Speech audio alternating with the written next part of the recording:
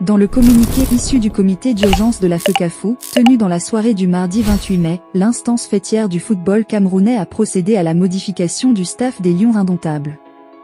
Cette décision fait suite aux échanges houleux survenus dans la matinée du mardi à la FECAFO entre Samuel Eto'o et le Belge. Martin Ndungu-Mpilé, expérimenté technicien camerounais, est nommé entraîneur-sélectionneur par intérim des Lions indomptables. David Pago et Narcisse Tinqueux sont respectivement nommés sélectionneurs adjoints et préparateurs physiques par intérim. Le communiqué a énuméré les griefs contre le désormais ancien coach de la sélection, le Belge Marc Bry. Il lui est reproché des propos irrévérencieux à l'endroit du président de la FECAFO. Le refus manifeste d'assister à la première séance de travail organisée par le secrétaire général le 10 mai 2024. La publication de la liste des joueurs et l'organisation d'une conférence de presse en violation des procédures de la FECAFO. Le refus de communiquer son programme d'entraînement. La prise d'initiative de travail isolé et la divulgation d'informations sur les joueurs à des tiers et aux médias sans accord préalable de la FECAFO. La non-communication dans les délais de la liste définitive des joueurs retenus pour les rencontres suscitées.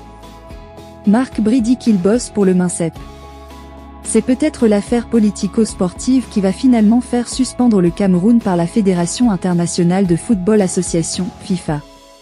Samuel Eto'o fils ne lâche rien. Il ne décolère pas face à la complicité qui règne entre le sélectionneur Marc Bry et le ministère des Sports et de l'Éducation physique. Il faut le dire sans voiler les choses, Marc Bry est l'homme de Narcisse Mouel-Kombi, pas de Samuel Eto'o fils. La scène incroyable produite hier à Tsinga, Yaoundé, au siège de la Fédération camerounaise de football, FECAFO, en dit très long.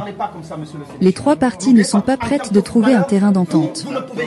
Henri Njalakan, qui est un ancien vice-président de la FECAFO, s'est exprimé après l'altercation filmée entre Samuel Eto'o fils et Marc Bry. Les crédules vont le Samuel Eto'o fils considérer comme un acte courageux alors que c'est juste une expression de frustration d'un escroc qui a été piégé dans sa propre toile et qui essaie d'attirer la sympathie du public, sachant parfaitement qu'il est arrivé au bout du chemin.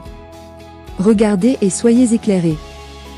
Il n'est pas le seul qui estime que le comportement de l'ancien joueur et entraîneur Samuel Eto'o fils est irresponsable mais surtout égoïste. Mais le Grand Neuf a également des soutiens sur qui il peut compter.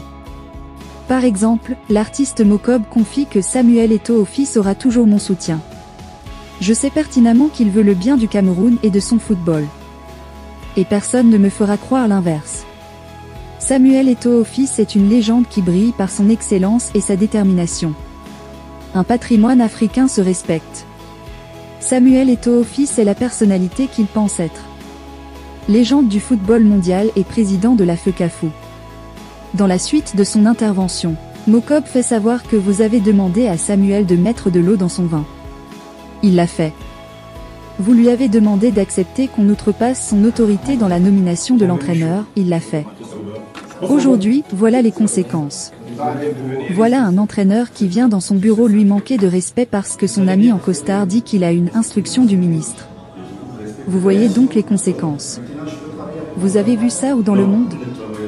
Ce monsieur qui n'est personne en Belgique vient au Cameroun manquer de respect à Samuel Eto'o fils.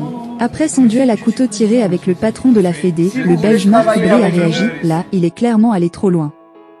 Je travaille pour le ministère des Sports, pas pour la Fédération.